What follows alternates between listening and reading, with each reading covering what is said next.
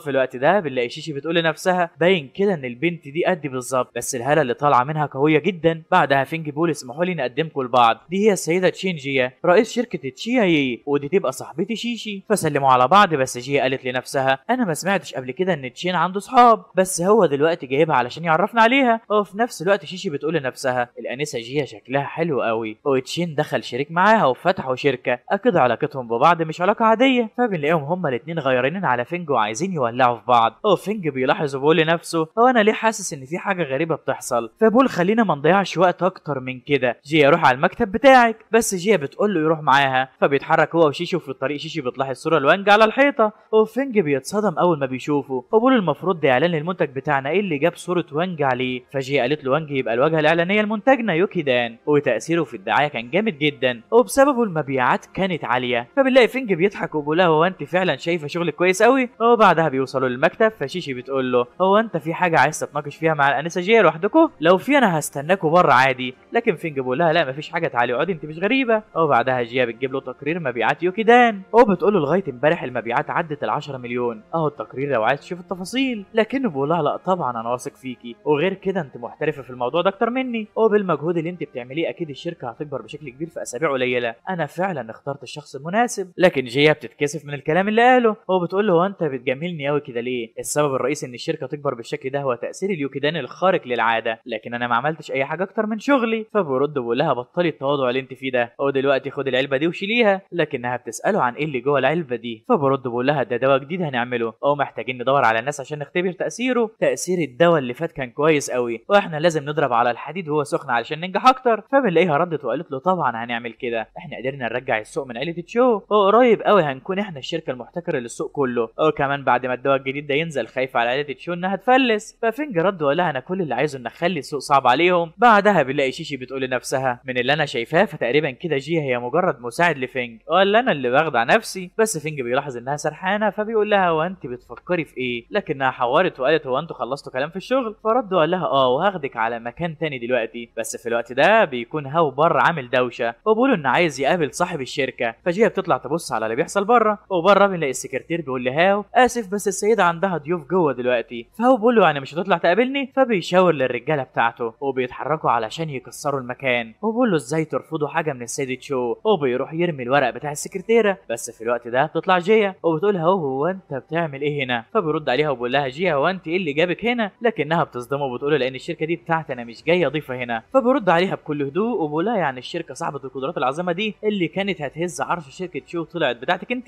لكن جيا قالت له انا مش مركزه غير في شركتي، هو ماليش علاقه باي شركه ثانيه في السوق. بس هو بيروح وبيقول لها على كل حال في علاقه كويسه بين عيلتي وعيلتك من زمان، فيا ريت ما تكونيش قاسيه في تعاملك معايا، انا كنت جاي علشان احاول اعمل تعاون بين شركتي والشركه الجديده، بس بعد ما اكتشفت ان الشركه دي بتاعتك انت اكتشفت ان الموضوع بسيط جدا لان علاقتنا كويسه. بصراحه كده انا كنت بحبك قوي من زمان، ايه رايك نتجوز ونسيطر على مدينه يوتشينج انا وانتي؟ لكنها بتقول له ايه الهبل اللي انت بتقوله ده؟ فبرضه بقول لها ما تستعجليش في الرد عليا، فكري في الموضوع كويس، احنا لو اتعاوننا مع بعض هناخد سوق يوتشينج كله لحسابنا. لكنها بترد وبتقول له للاسف انا مش مهتمه باي كلمه انت بتقولها، يا ريت تمشي من هنا علشان مش عايز اشوفك. فبيضحك وبيقول دي لسه قويه جدا زي ما كانت. فشيونج بيكون وراه وبيقول له انت المره دي الغزل بتاعك ما جابش نتيجه، ايه رايك اروح انا واجبرها انها توافق على عرضك؟ لكن هاو قال له مفيش داعي انا لسه معايا وقت علشان احاول معاها، ودلوقتي خلونا نمشي من هنا. وبعدها بنلاقي جيا طلعت تعتذر لفينج، بتقول له انا اسفه اني اتاخرت بس انا عندي ليك نكته جامده قوي، بعد النجاح الكبير اللي حققه يوكي دان كان عندي احساس ان في حاجه هتحصل، لان الدواء ده معجزه وممكن يهز عالم الطب كله، واكيد هيخلي ناس كتير يحسوا بالغيره ناحيتنا ويطلبوا انهم يشاركونا، بس ما كنتش متوقعه ان ده هيحصل بسرعه كده. لكن فينج رد وقال لها ولا تشغلي بالك انت خلي بالك من اداره الشركه وبس، والباقي انا هساعدك فيه. فهي فرحت وقالت له انها شايفه انه واقف جنبها، وبعدها هو قال انها هيمشي، لكنها حطت ايدها في جيبها وقالت له قبل ما تمشي خد دي دعوه عيد ميلاد جدي ال60 هيكون بعد يومين انت لازم تيجي. فقال لها مفيش مشكله طبعا هاجي. بعدها بنلاقي شيشي بتقول لها وانا كمان همشي معايا عايزه حاجه؟ فجيا ودعتها، وبعدها بنلاقيهم ماشيين مع بعض وفينج بيقول لها هو انت حاسه بايه الفتره الاخيره؟ عايزه انا اساعدك علشان تخفي؟ فشيشي قالت له طبعا. وفي الوقت ده جيا كانت بتراقبهم من فوق وبتقول لنفسها هل ممكن يكون تشين مهتم بالبنت دي؟ بس الناس اللي زيه طبيعي يكون ليهم اصحاب. وبعدها بنروح لبيت فينج وبنلاقي شيشي قاعده في الحديقه وبتقول انا لما جيت هنا ما كنتش متخيله ان الحديقه هتكون حلوه قوي كده، انا حاسه ان جسمي بيتحسن بشكل كبير وانا قاعده هنا. ففينج قال لنفسه سبب احساسها ان الهاله هنا اقوى باضعاف من الهاله في اي مكان تاني. وبعدها بنلاقيه بيطلب منها تغمض عينيها علشان يعالجها، وبقول لها تحسي بشويه الم يا ريت تستحملي، وبقول لنفسه المره دي انا لازم اكون قادر اعالج المرض بتاعها بشكل كامل، بس لياقتها البدنيه هتحتاج اتحقق اكتر منها واعرف ان كانت كده بسبب مشكله نفسيه ولا لا. طبيعي يكون في جذور روحيه في الجسد وانا لازم الاقيها. فبيفضل يدور لغايه ما بيلاقيها، وبقول لنفسه خلينا اشوف ان كنت كنت هقدر افعل جذور روحيه. وفي الوقت ده هي بتحس بالم كبير، لكنه بيخلص بعد كده وبيقول لها اسف المره دي كان العلاج مؤلم اكتر من المره اللي فاتت، لكنها قالت له مش مهم انا هتحمل طالما هيجيب نتيجه. ففينج رد وقال لها المره دي انا عالجت مرضك من جذوره، ومن دلوقتي مش هيغمى عليكي فجاه تاني. ففرحت جدا وشكرته على اللي عمله ليها. وبعد يومين بنلاقي 2 من الخدم في الكافيه اللي هيتعمل فيه عيد ميلاد لاو واقفين بيتكلموا، وواحد فيهم بيقول مين الشخص اللي عايزنا نرحب بيه ده؟ فبيرد عليه التاني وبيقول انا سمعت انه ضيف شرف لعيله تشين. وبعد كده بدا عيد ميلاد لاو وبتبدا الناس تيجي، فجيا بتقول ان جدها شويه وهيوصل، بس هو بيجر نعم وبيقول لها انه عايز يرقص معاها. فالناس بتستغرب لانهم منافسين وهو عايز يتقرب منها، لكنها بتصد وبتقول انها بتعرف في فنون الدفاع ومش عايزه تبوظ عيد ميلاد جدها. بس هو بيقول لها ان الناس كلها عايزينهم يرقصوا مع بعض، ورجالته بيبداوا يصيحوا علشان يخلوها ترقص. بس فينج بيدخل في الوقت ده وبيقول اتمنى ما اكونش اتاخرت عليك يا شريكتي. فبيتصدم هو بيقول له انت ايه اللي جابك هنا؟ بس جيا بتستغرب بتقول هو انتوا تعرفوا بعض؟ فبيرد فينج وبيقول له طبعا ده انا ليه عنده فلوس كتير. بس هو استغرب وقال لنفسه هو المجنون ده جه منين؟ ازاي عيله تشو تكون عندها ديون لحد؟ فقال له انا بحذرك لو قلت اي كلام تاني مش هعديها لك على خير. لكن فينج رد وقال له انا من كام يوم كسبت فلوس كتير في الكافيه عندك لكني ما خدتهمش. بس في الوقت ده هو بيهجم عليه، ففينج بيصد ايده وبيعصرها وبيقول له انت اللي جبته لنفسك يا حلو. فهو بيترجاه ويسيبه، بس فينج بيرمي لي بعيد وقال له اديني سبتك اهو. بس هو بيتعصب وبيطلب من رجالته انهم يعلموه درس ما ينساوش طول عمره. بس في الوقت ده جه لاو وقال مين اللي اتجرأ وعمل مشاكل في حفله عيله شين؟ فبنلاقي هو عمل نفسه ملاك وقال له الواد ده بيعمل مشاكل في حفله عيد ميلادك وعايز يبوظها، وانا كنت بطلعه علشان ما يعملش مشاكل. وبيقول له نفسه لو متعصب جدا ومستحيل يسيب الواد ده بعد اللي قلته، لكنه بيتصدم لما بيلاقي لو بيحييه وبيكلمه باحترام وبيعتذر له كمان عن المشاكل اللي حصلت له، فمش بيكون مصدق اللي شايفه. بعدها لقى لو بيقول ده السيد سوتشين الصديق المقرب ليا هو اللي انقذني من المرض، واي حد هيتجرأ ويعمل مشاكل معاه انا اللي هقف له. فاستغرب هو وقال امتى الواد ده انقذ السيد لو من المرض؟ ورجاله هو بيكونوا مستغربين لانهم ما شافوش لو بيحترم حد بالطريقه دي قبل كده. بس هو بيكون متعصب وبيقول الواد ده لازم يموت في اسرع وقت، وساعتها عيله تشين مش هتلاقي اللي ينقذها. واضح قوي ان فينج هو اللي انقذهم. بس في الوقت ده بيعمل نفسه فرحان وبيقدم هديه خاصه لاو، والهديه عباره عن جينسنج نادر علشان يجدد بيه جسمه. فالكل بيتصدم من روعه الهديه وبيقولوا انها غاليه قوي، لكن هو بيقول الفلوس مش مهمه قدام الجد لاو. بس فينج بيضحك وبيقول له شكلك كده بوشين، لان اللي في ايدك ده مش جينسنج ده شانجلو، مع ان شكله شبه الجينسنج لكنها سامه، ولو فضلت تاكلها لفتره كبيره هتموت بمشاكل في القلب. فاتصدم هو وقال له انت بتهبد ايه الدليل اللي معاك؟ فرد قال له بعد ما تشانجلو يتعالج بيكون شكله شبه الجينسنج لكنه بيدي طعم مر. بس هو بيبتسم وبيقول له هو انت بتسمي ده دليل؟ في انواع جينسنج كتير في العالم مختلفين، مستحيل يكون اللي بتقوله ده دليل، باين كده انك عايز تهز صورتي قدامهم وبس. فرجاله شو طبلوا له وقالوا له انه شغال في الادويه من زمان ومستحيل يغلط الغلطه دي. لكن فينج رد وقال سموم الشانجلو موجوده جواها، ولو حطيت فيها ابره هتتحول ابره اللون الاسود، لو مش مصدقني تقدر تجرب بنفسك. فلو قال انهم هيعملوا زي ما فينج قال، وبعدها حطوا فيها ابره ولقوا لونها اتحول للاسود فعلا بسبب السم، والكل صدق انها سامه. فلو اتعصب وقال له هو انت كنت عايز تعمل ايه فيا بالهديه دي؟ بس هو اتوتر جدا بعد ما فينج كشفه، لكنه علشان يشيل انظار من عليه ضرب واحد من رجالته بالقلم وقال له انت مش شايف شغلك؟ انا شكلي هطردك، ازاي اقول لك تجيب جينسنج الاقيك جايب لي سم؟ انا مش هستحملك اكتر من كده، انت مطرود. وبعدها حاول يلطف الدنيا وقال له اوعى تفهمني غلط، دي كانت غلطه من اللي شغال معايا، واوعدك انا هدور على الجينسنج لغايه ما الاقيه واجيبه لك. لكن لو بيرد بيقول له مفيش داعي انك تدور ولا تجيب حاجه. وبعدها بنلاقي ملك التنين وصل وراح للو وقال له اسف اني اتاخرت عليك، اتمنى ما تزعلش مني. لكن لو رد وقال له انت تيجي في الوقت اللي انت عايزه. بس في الوقت ده فينج بص له علشان يعمل نفسه ما يعرفوش. فملك التنين قال لو مين الواد ده؟ انا اول مره اشوفه. فلو قال له ده العبقري اللي انا كلمتك عنه، دلوقتي خلونا ندخل ونقعد. بس هو قال له ملك التنين هو انت ما نسيتش حاجه؟ انا جبت هديه لو، لكن الواد ده جه من غير ما يجيب هديه لاو، ودي عدم احترام لعيله تشين. ففينج قال لنفسه انا كنت عارف ان هيقول كده، وبنلاقيه طلع دواء يوكي دان وقال له ان دي هي هديه لاو. لكن هو استقل بيه برضه وقال جبت له حبايه واحده بس، هو انت مستقل بيه للدرجه دي؟ والبت بتاعته قالت مع ان سيدي اشترى حاجه غلط لكنها كلفته فلوس كتير قوي. وكبير رجالته قال في نفس الوقت الطفل ده جاب حبايه واحده وجاي يقدمها هديه. بس في الوقت ده ملك التنين مسك الحبايه وقال الحبايه دي قويه جدا، دي فريده والطاقه اللي جواها كبيره قوي وسطحها بيلمع والريحه بتاعتها شديده قوي، دي فعلا حبايه من درجه عاليه تقدر تطول العمر على الاقل 3 سنين. فالكل اعترف ان الدواء ده جامد قوي، حتى هو نفسه اعترف بالهزيمه. ولو كان فرحان جدا بالهديه دي وقال ان فينج لطيف قوي مع عيله تشين. وفي اخر الحفله فينج شكرهم على حسن الضيافه وقال لهم ان هيمشي دلوقتي. فلو قال له ياخد جيا معاه يتمشوا شويه، وبعدها وهم ماشيين مع بعض جيا قالت له شكرا قوي على اللي انت عملته جوه. بس فينج ما كانش عارف هي بتشكره على ايه، فردت وقالت له لانك بعت المزعج هوا عن طريقي. لكنه ضحك وقال احنا اصحاب وما فيش بينا الكلام ده مش كده؟ بس في الوقت ده بيلاحظ ان في حد بيراقبه، فقال لجيا انه عايز يمشي لوحده. وبعدها كان ماشي لوحده وواحد من رجاله هوا ماشي وراه. فلما بعد قال تقدر تظهر نفسك دلوقتي، انا عارف انك موجود انت مش محتاج تستخبى. فبنلاقي هو ورجالته كلهم جايين وراه وهو بيقول له حتى لو اكتشفت وجودنا احنا مش هنسيبك النهارده. لكن فينج رد بكل هدوء وقال هو انت جايب ليه رجاله كتير معاك علشان نتكلم مع بعض؟ بس هو قال له بطل تحوير وقول انت جبت منين الحبوب اللي بتطول العمر؟ لو ما جاوبتش عليا انا هخلص عليك. لكن فينج رد وقال له ما تحاولش تعمل عليا فتو علشان مش هتسلك معايا، انت حتى لو قتلتني مش هتاخد مني اي حاجه. فضحك هو قال له انت ذكي قوي، قول لي ايه شروطك؟ ففينج رد وقال له انت مديون ليا ب 10 مليون. فبالله هو حول له ال 10 مليون في نفس الثانيه. وفينج رد وقال له حلو قوي، خد العنوان اهو، المكان ده اللي جبت منه الحبه اللي بتطول العمر. فهو طلب من رجالته يراقبوه وفتح الورقه لقى العنوان لمقبره، فاستغرب وقال لنفسه هو المكان ده فيه الامكانيات لتحسين الكيمياء؟ اكيد دي مش مقبره، ده تمويه للحقيقه اللي جواها. وبعدها فينج قال له دلوقتي ممكن تسيبوني امشي؟ لكن واحد من الرجاله قال السيد لسه ما امرش وانت ما ينفعش تتحرك من مكانك والا هنقطعك حتت. فهو قال لهم واثقين من الكلام اللي انتوا بتقولوه ده، وضربهم كلهم في لمح البصر بقوه كبيره. وهو لما شاف اللي بيحصل اتصدم ورجع بسرعه، لكنه لقى فينج اختفى من المكان. فمسك واحد من رجالته وساله عن فينج، لكنه رد وقال له انه ما لحقش يلمحه اصلا. بس في الوقت ده بنلاقي فينج مع ملك التنين فوقهم فوق العماره، وملك التنين بيقول له هو انت ليه بتمثل على هاو؟ وانت ممكن بكلمه منك تدمر له عيله شو كلها. بس هاو رد وقال له الموت سهل جدا مفيش ابسط منه، لكنه بيريح، واللي حصل لعيله لو مش سهل ابدا، علشان كده انا هوديهم خطوه خطوه لنهايتهم برجليهم. انا مش عايز اموتهم، انا عايز اعذبهم. وبعد كده بنلاقي خبر في النشر عن دواء جديد هينزل لشركه فينج باسم يان شودان، والشركه هتعمل مزاد على الحبه الاولى من الدواء. وبعدها بنلاقي واحد من رجاله هاو بيقول انه بعت واحد لمقبره جانج تشينج، لكنه لسه ما ردش عليه لغايه دلوقتي. فهو قال كده لسه الموضوع ما خلصش هناك، بس انا مش مرتاح وانا شايف جيا سابقاني بخطوه وبتنزل ادويه تكسر الدنيا. فالراجل بتاعه بيقول له ولا تشيل هم، انا عندي حل هيريح بالك، مش الدواء الجديد هينزل في مزاد بعد كام يوم؟ بسيط، احنا لازم نكسب المزاد وناخد الدواء نحلله ونعمل ابحاث عليه كمان وننتج منه، وفي نفس الوقت تطلب من خبراء يدخلوا شركه جيا علشان يسرقوا الوصفه، وبكده احنا هنكون ضامنين الوصفه تكون معانا من الناحيتين. فهو ابتسم وقال له انت دماغك عاليه قوي، احنا هنعمل كده. وتاني يوم بنلاقي الناس بتتكلم على يان شودان وبيقولوا انه بيحافظ على الصحه وبيجملها كمان، والكل بيكون عايز يشتريها. وفي الوقت ده بيبدا المزاد عليها وبيبدا من مليون، وبيكون اقل عدد يتزود بيه هو نص مليون. فبيولع المزاد وبيوصل ل5 مليون، بس فجاه بيدخل هو بيضاعف السعر وبيحط 10 مليون مره واحده، وبيقول انا مش همشي من هنا غير لما افوز بالحبه دي، فاللي مش عايز يكسف نفسه في المزاد يا ريت يتفضل. بس الناس استغربت ان هو جه لمزاد شركه منافسه. وفي الوقت ده اللي بيدير المزاد كلم جيا وقال لها عيله تشو وصلت، هنعمل ايه دلوقتي؟ فجيا قالت لفينج ابن عيله تشو وصل، وانا خايفه لا ياخدوا الحبه ويعملوا عليها ابحاث لغايه ما يوصلوا للسر بتاعها ويصنعوها عندهم، هو احنا ممكن نبيعها ليهم؟ لكن فينج رد وقال لها طبعا ممكن نبيعها ليهم، هم كده وقعوا في المصيده زي ما انا عايز بالظبط. فجيا قالت للي بيدير المزاد يكمل المزاد طبيعي، وبعدها بيعد على عيله تشو بيفوزوا فعلا بالحبه الاولى. بس جيا بتكون قلقانه وبتقول لفينج عيله تشو مليانه مواهب، هنعمل ايه لو طوروا الوصفه بتاعتنا؟ لكنه رد بكل ثقه وقال لها ما تقلقيش مش هيقدروا، لان مفيش حد يقدر يفهم الوصفه بتاعتي ابدا. وبعد اسبوع هنغرق السوق باليان شودان. بعدها بالليل هو خد الحبه وراح عند واحد وقال له عيلتنا هي اللي بتسيطر وهتفضل مسيطره على يوشينج. لكن الراجل ده رد عليه وقال له كل حاجه في الاخر بتروح لقاعه الكنوز الثلاثه، بس قول لي هو انت ايه اللي جابك هنا النهارده؟ فرد وقال له انا جيت علشان اقدم لك هديه غاليه قوي. لكنه رد عليه وقال له انا مش مهتم بالحاجات الماديه وماليش فيها. لكن هو رد وقال له ما تتسرعش وترفض قبل ما تشوف اللي انا جايبه لك، بص كده. فبنلاقي السيد بقى مذهول اول ما شافه جايب له اليان شودان، وبيقول له بس ايه المناسبه اللي تخليك تجيب لي هديه غاليه قوي زي دي؟ انا متاكد انك عندك طلب مش عادي عايز تطلبه مني. لكن هو رد وقال له اللي انا عايزه مجرد حاجه بسيطه بالنسبه لك، في شركه ظهرت في السوق عدوه للشركه بتاعتي بتاكل السوق، هي اللي عملت اليان شودان، وانا كل اللي عايزه منك انك تدخل للشركه من غير ما حد ياخد باله وتجيب لي الوصفه وتيجي، وبعد ما تخلص المهمه هجيب لك حبه تانية. لكن السيد ده رد وقال له انا مش طماع، لكن انا بقدر مجهوداتي ومستحيل اعمل اللي بتقول عليه بحبتين بس، اقل من 10 حبوب انا مش هتحرك من مكاني. فبنلاقي هو بيرد وبيقول له 10 بس؟ ده انت لو طلبت الشركه كلها هجيبها لك، هستنى اسمع منك اخبار تفرحني. وفي الليل بنكتشف ان السيد ده حرامي، وبنلاقيه دخل الشركه علشان يسرق الوصفه، وبيقدر يتفادى كل الامن اللي بيكونوا في المكان، وبيكون معاه خريطه كمان للمكان بتسهل عليه حركته، وبيقدر يوصل للخزنه فعلا. وتاني يوم بنلاقيه بعت الوصفه لهاو، وبنعرف ان الحرامي ده اسمه بوكسو. فبيفرح هاو بيقول انا ما كنتش متوقع انه يعمل مهمه بالسرعه دي. فبنلاقي الراجل بتاعه بيقول له يان شودان هيكون متاح يوم الاثنين اللي جاي في السوق، ودلوقتي بعد ما الوصفه بقت في ايدينا هنبدا ننتج بشكل سريع علشان تنزل قبليهم علشان نحاربهم. فبقول له انه هيرتب الموضوع ده بنفسه. وبعد كده بنروح لرجاله هاو اللي وصلوا المقابر، وبيكونوا خايفين جدا وهم ماشيين، بس الرئيس بتاعهم بيقول لهم مش عايز اسمع صوت حد فيكم، لاننا لو رجعنا من غير الوصفه السيد هيعلقنا. بس فجاه بيسمعوا اصوات وبيخافوا لا يكون في اشباح حواليهم، لكنهم بيروحوا للمكان اللي طالع منه الصوت، بس بيتصدموا لما بيلاقوا الاوضه مقفوله. لكنه فجاه ظهر تو ضربهم بسرعه كبيره وقال لهم مين اللي اتجرأ ودخل بيتي من غير اذني؟ لكن واحد من الرجاله قال له هو انت اللي عملت وصفه شركه جيا؟ فبرد بيقول له افرض كنت انا اللي عملتها. فبرد واحد بيقول له احنا جايين هنا علشان عايزين نعرف الوصفه دي ومستعدين ندفع لغايه مليون في الوصفه. لكن تو بيتعصب وبيقول له ده في مليون واحد عايزين الوصفه السريه مني وانت عايز تاخدها بالسعر التافه ده. فسالوه عن اللي هو عاوزه، لكن تو نزل ضرب فيهم علشان يسلي وقته لغايه ما طلعوا جري من عنده. وتو قال لنفسه فينج عارف ازاي يسليني وبعت لي كام واحد اتدرب عليهم. وبعدها بنلاقي دراع هاو اليمين داخل عليه وقال له في اخبار حلوه عايز اوريها لك، واداله ورقه فيها الوصفه السريه. فهو فرح جدا انه قدر يوصل لنفس منتج عيله شين اخيرا. فبيروح لابوه بنلاقي ابوه فرحان بيه وبيقول له مع الوصفه دي هنقدر ننافس عيله تشين. لكن هاو قال له احنا ممكن نعديهم كمان لما نبيع اليان شودان قبل ما هم ينزلوا بيه، المدينه دي بتاعتنا ومستحيل نسيبها لحد. بعدها ابوه قال له يروح يختبر الدواء في المعمل ولو ما لقيش فيه مشاكل يبدا انتاجه فورا. لكن هاو قال له بس احنا هنتاخر قوي لان شركه تشين هتنزل بالدواء بعد 5 ايام بس، علشان نسبقهم كده هندخل في سباق مع الزمن. بس ابوه قال له ما تقلقش، قال لنفسه دي وصفه كبيره قوي جات لنا لغايه عندنا، طالما قدرنا نوصل للوصفه بتاعتهم هنرجع تاني رقم 1 في يوشينج. فنادى على ليو وقال له خصص 50% لانتاج يان شودان. لكن هاو استغرب وقال له 50% بس؟ ايه العبث ده؟ انت كده بتدي فرصه لجي انها تمسك السوق. بس ابوه بيتعصب وبيقول له اسكت انت مش فاهم حاجه، 50% كفايه قوي علشان نوقع عيله شين ونرجع السوق تاني لينا. هو بيمشي وبيسيبه، بس هاو بيفضل متعصب من الكلام ده. فكبير الرجاله بتاعه قال له كلام ابوك منطقي جدا، لكن هاو رد وقال له بالعكس كلامه مش منطقي ابدا، انا هروح للمصنع بنفسي. وبعدها بنلاقيه عايز يغير الكلام اللي ابوه قاله، بس الموظف بيرد وبيقول انا خدت اذن من ابوك ان اخصص 50% من الانتاج للدواء الجديد، هو ما اقدرش اغير خطه الانتاج من غير اذنه لانه كده ممكن يطردني. لكن هو بيقول له بالعكس هو يشوف ان ده فايده كبيره لشركتنا وساعتها يعرف ان احنا كنا صح لما يشوف عيلتنا رقم 1 في يوشينج، وانت هتكون البطل اللي خد الريسك. ما تنساش ان والدي بيكبر في السن وبدا قلبه يبقى خفيف، واللي انت لازم تعمله انك تسمع كلامي. فرد وقال له تمام انا هخلي الانتاج كله ليان شودان، لكن لو والدك اتكلم على اللي حصل لازم انت اللي تدافع عني. بس هو رد بكل ثقه وقال له ما تقلقش هو هيكون طاير بيك السما مستحيل يلومك، لان احنا كده خلاص قربنا نخلص على تشين اللي ظهر لنا في البخت. وبعد كده بنروح لشركه جيا وبنلاقيها في اجتماع، والناس بيقولوا انهم لازم يلاقوا حل ويكونوا مستغربين عيله شو جابت الوصفه منين. والمشكله انهم قرروا ينزلوا المنتج قبل شركه جيا بيومين، بس جيا قالت لهم انا مش عايزاكم تقلقوا من اي حاجه، لكن المستثمرين بينفعلوا لانهم دخلوا بكل فلوسهم في الشركه بعد ما لقيوا معدل النجاح بتاعها كبير، لكن كده هيخسروا فلوسهم. فبيدخل فينج في الوقت ده وبيقول اهدوا يا جماعه وصلوا على النبي كده، انا عايزكم تسمعوا الكلام اللي هقوله، الوضع اللي احنا فيه ده نقدر نسيطر عليه، كل ده ضمن الخطه بتاعتي. لكنهم بيقولوا له انت مين اصلا؟ فبرد بيقول لهم انا اسمي سو تشين وانا الصاحب الاصلي للشركه دي. لكن واحده بتستغرب وبتقول له صاحب الشركه ازاي وانا ما شفتكش قبل كده؟ فردت جيا وقالت لانه كان بيدير الشركه وهو بعيد عن الانظار، هو اللي عمل وصفه يوكيدان. فالكل اتصدم من اللي سمعوه. وبعدها جيا قالت لفينج انا كمان كنت عايز اسالك هو احنا هنعمل ايه دلوقتي؟ فقال دلوقتي احنا لازم نستنى. لكن واحده من المستثمرين قالت له نستنى ازاي وسعر السهم بتاع الشركه بينزل بالملايين كل دقيقه، انا ما اقدرش استنى. ففينج قال لها ما تقلقيش لو المشكله دي ما اتحلتش في 10 ايام انا هشتري الاسهم بتاعتك بالسعر اللي انت عايزاه ومش هخليكي تخسري. وفي الوقت ده جيا بتقول لنفسها دلوقتي عيله تشو هتنزل يان شودان قبلنا والموضوع مش في صالحنا ابدا، هل تشين فعلا قادر انه يغير الوضع الاحسن؟ وبعدها بنلاقي المستثمرين ارتاحوا بعد ما سمعوا الكلام اللي هو قاله. ففينج قال لهم قبل 10 ايام هتلاقوا الشركه المنافسه لينا بتنهار. وبعد كده بنلاقي شركه تشو بدات تبيع اليان شودان والزباين عندهم بالطوابير، لدرجه ان في ناس بتبيع للزباين خيام علشان يباتوا فيها في الليل. وهو وصل له عروض كتير جدا من تجار في كل حته في العالم علشان يبقوا وكيل ليهم ويبيعوا كميات من اليان شودان. فهو قعد يضحك وقال طالما هيدفعوا كويس يبقى مفيش مانع. في الوقت ده ابوه دخل وهو متعصب وبيقول هو انتوا بتعملوا ايه هنا؟ لكن هو استغرب وقال له هو انت جيت ليه؟ فابوه رد وقال له ايه اللي خلاك تعدل خطه الانتاج اللي انا حطيتها من غير ما تقول لي؟ فبرد هو بيقول له انا لو ما خدتش قرار بسرعه ما كناش هنبقى في الوضع الحالي دلوقتي، احنا في 3 ايام بس كسبنا 300 مليون. فابوه قال له طب وعيله تشين رد فعلها كان عامل ازاي؟ فرد عليه وقال له هم اتاخدوا على اخوانهم وما لحقوش يعملوا اي رد فعل. فبالله ابوه قال له المره دي انت فزت في المخاطره، بس احنا لازم نضرب على الحديد وهو سخن، لازم ندمر عيله تشين كلها. فهو قال له مش عايزك تقلق، ابنك مش هيسيبهم غير لما يخلص عليهم خالص. فابوه بيمشي وهو فرحان وشايف ان ابنه رفع راسه. وبعدها سال الراجل بتاعه عن جيا، فرد وقال له مصادرنا بتقول انها في الشركه. فرد وقال له خلينا نروح نبعت لها دعوه. لكن الراجل بتاعه ما كانش عارف يدعوها على ايه. وفي الشركه بنلاقي جيا بتتكلم عن الخطه الاعلانيه، بس في الوقت ده بيجي لها هاو وبيقول لها عدى وقت كبير على اخر مره شفتك فيها. لكن قالت له هو انت ايه اللي جابك هنا؟ فقال لها ما تبقيش عدوانيه قوي كده، انا جاي اديلك دواء لاحتفال عيله تشو بعد 3 ايام. لكن جيا قالت له انا اسفه بس اللي انت بتقوله ده ما يهمنيش. فبنلاقيه مسكها وقال لها هو انت مش عارفه ايه اللي بيحصل بره ولا ايه؟ حاليا عيله تشين بقت وجبه سهله قوي لينا، وعلشان كده لو قررت تبقى معايا شركتك هتكمل، لكن اي حد هيقف قدامي هيتدمر. بنصحك انك تكوني مطيعه وتسمعي اللي هقوله لك والا هخفي عيلتك كلها من الوجود. فبتتصدم جيا وبتقول له ازاي تتجرأ وتقول كده؟ هو بيفضل يضحك وبيقول لها هتيجي ولا مش هتيجي؟ خد الدعوه اهي وبيسيبها وبيمشي. بعدها بنلاقي جيا رجعت تبكي لجدها من اللي حصل، فبيتعصب وبيقول بول هو عيله تشين هترجع للذل تاني ولا ايه؟ انا مش هعديله اللي حصل. بس جي قالت له لا، هاو مشكلته مع تشين مش معانا، وانا مش عايزاه يقف في طريق تشين. فلو قال لها ليه ايه اللي بيحصل مع تشين، فبترد وبتقول له انا مش متاكده، بس تشين هيتعب قوي في الايام اللي جايه. هو قال له انه هيتحمل الايام اللي جايه وواثق من اللي بيعمله. في الوقت ده بنلاقي فينج داخل عليها وبقول لها ازاي حد يتجرأ ويضايق صاحبتي، لكنها بتستغرب وبتساله ايه اللي جابك، الناس دول ذوق قوي. فبرد بقول لها انا سمعت عن اللي حصل معاك النهارده، بس مش عايزك تقلقي، خدي ده مرطب للبشره وبيساعد على تقليل تورم العين. فشكرته ولو كمان شكره وقال له لما شركه تشيو سرقت الوصفه انا كان عندي شويه شكوك في كام حاجه، بس دلوقتي سمعت جيا بتتكلم عن انك بتخطط لحاجه وعايز اعرف ايه هي خطتك، هل الخطه ليها علاقه بالماضي؟ فرد عليه فينج وقال له فعلا انت تفكيرك كله صح، وبعد 3 ايام انا هخلي عيله شو تفلس واقفل لهم الشركه كمان وهندمهم على كل حاجه عملوها، ودلوقتي انا عايزك تروح تسالي هاو عن ميعاد الحفله بتاعتهم. فبيتصدموا ولو بيقول له هو انت عايز،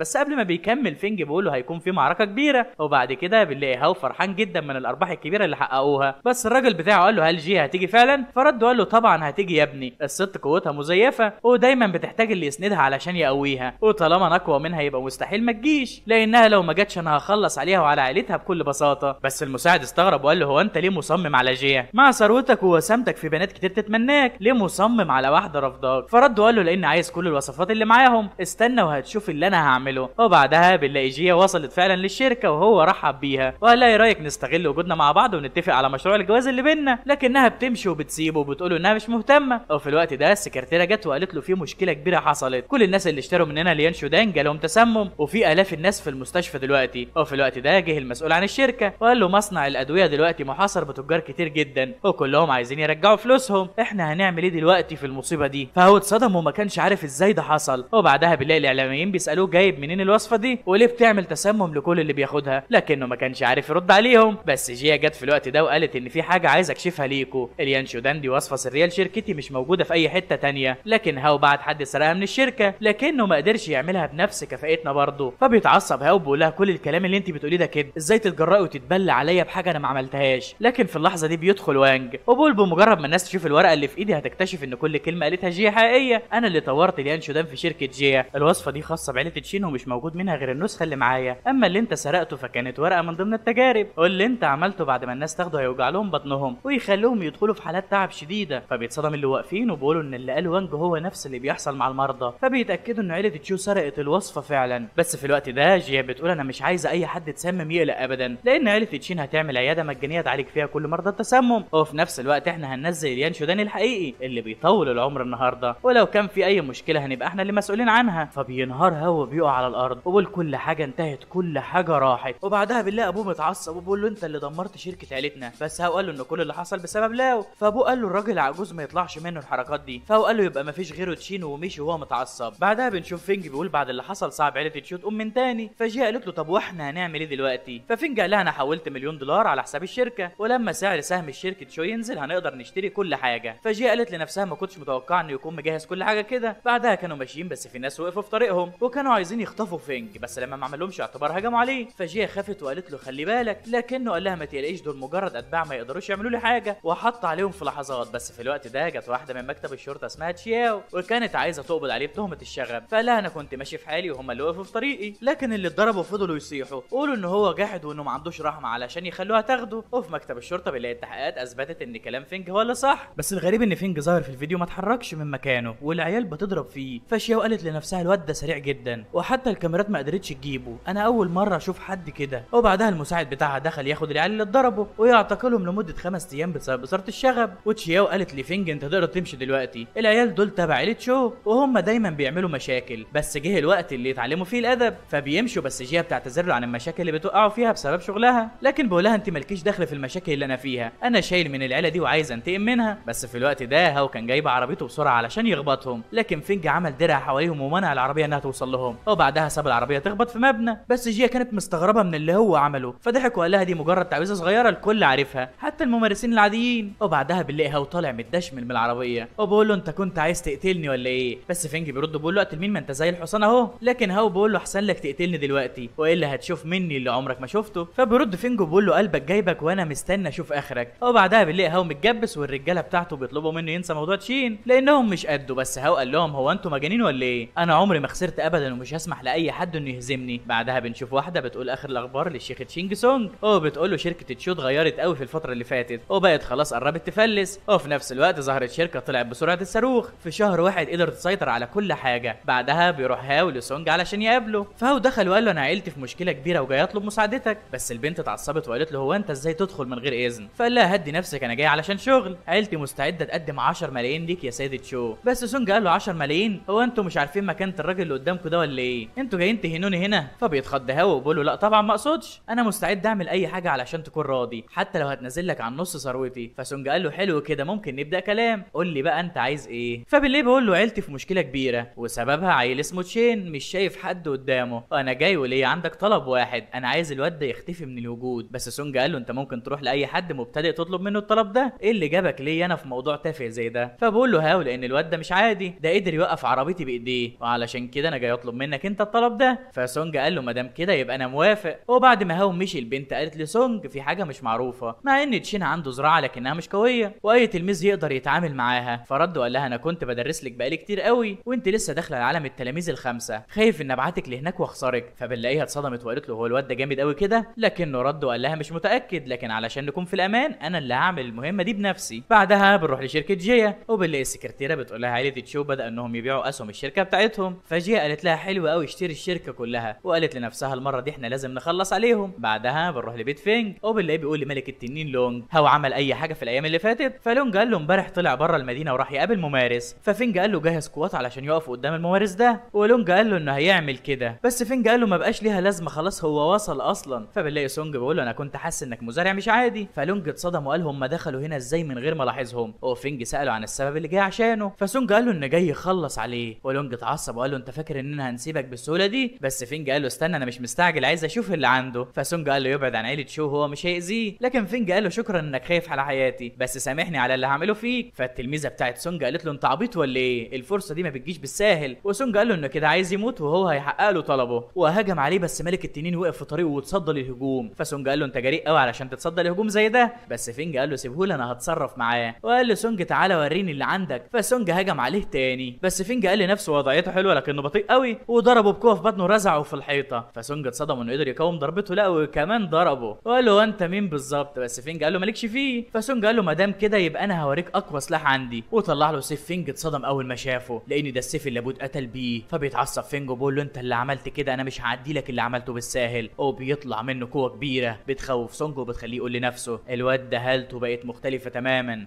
بنلاقي فينج بيقول له انا كنت عايز اعلمك درس لكن دلوقتي غيرت رايي انا هخلص عليك. بس سونج بيقول له شباب الايام دي الحماسه واخداهم قوي وبتخليهم يقولوا كلام هم ما يقدروش عليه، وهجم عليه بالسيف علشان يقتله. بس فينج ما كانش بيتحرك من مكانه. فقال له هو انت استسلمت ولا ايه؟ لكن فينج دمر السيف بصباع ايده. سونج قال ايه العبط اللي انت عملته ده؟ وبعدها مسكه من وشه ورماه على الارض وقال له انت سيفك ما قتلنيش من 7 سنين ومستحيل يقتلني دلوقتي. فبنلاقي سونج في الوقت ده افتكر ان من 7 سنين حصلت الحادثه بتاعت عيله لو. فقال له هو انت مين بالظبط؟ فبيركز سونج وبيقول له انه ابن عيله لو. بيفضل يصيح وبيقول له يسيبه، لكن فينج رفعه من رقبته وقال له هو انت عملت ليه كده في عيلتي؟ بس في الوقت ده تلميذه سونج كانت رايحه تدافع عنه، لكن فينج بص لها بص خلاها تترعب وتقف مكانها. وبعدها قال لسونج لتاني مره هقولها لك اللي خلاك تهجم على عيله لو. بس سونج قال انا ما كنتش متخيل انك ممكن تعيش لغايه دلوقتي، في وقت الحادثه انا ما خلصتش عليك للاسف لاني كنت فاكر ان مفيش اي خطوره منك. فبيتعصب فينج وبيقول له انت مش هتقول ايه اللي خلاك تعمل كده يبقى انت اللي جبته لنفسك. وبلاقيه ضربه بقوه كبيره. وبعدها قال لملك التنين انا هسيب الموضوع ده عليك، قول لي ممكن ياخد قد ايه معاك لغايه ما يتكلم. فلونج قال له يوم واحد بس واخليه يطلع كل اللي عنده. فبيرد فينج وبيقول له حلو قوي يبقى خلص عليه بعد كده. بعدها تلميذه سونج راحت علشان تطمن عليه لكنه مسكها من رقبتها وقال لفينج اقف مكانك والا هخلص عليها. ففينج قال له هدي نفسك كده، هو انت عبيط ولا ايه؟ هو انت هتهددني بالتلميذه بتاعتك؟ والتلميذه كانت مستغربه وقالت لسونج هو انت عايز ايه بالظبط؟ لكنه قال لها تخرس. وقال لي فينج اظن انك شايف كويس مين التلميذه دي. ففينج قال له تشياو مو. فبيضحك التلميذ وبيقول له بالظبط كده بنت عمك، انا احتفظت بيها علشان الاقي الكنز السري لعيله لو، بس ما كانش متوقع انها تكون مفيده ليا في يوم زي ده. بس مو كانت مستغربه وبتقول له لكن انت قلت لي انك انقذتني لما شفتني في ورطه وانا صغيره. فسونج قال لها انت غبيه انك صدقت انا ماليش ذنب ومش فاضي ان اشرح لك دلوقتي. بس لونج قال لها الراجل ده كان واحد من اللي شاركوا في حادثه عيله لو وهو اللي قتل ابوك وامك. فبتتصدم وبتقول له ازاي يعني انا كل ده كنت عايشه مع اللي قتل عيلتي وبعامله زي ابويا. وفضلت تزق في ايديه وتقول له يسيبها لكنه ضربها وقال لي فينج دلوقتي انت هتعمل ايه؟ لو سبتني امشي هسيبها لك، غير كده ما تلومش غير نفسك. بس فينج ضربه قبل ما يكمل كلامه وقال له ازاي كلب زيك يتجرأ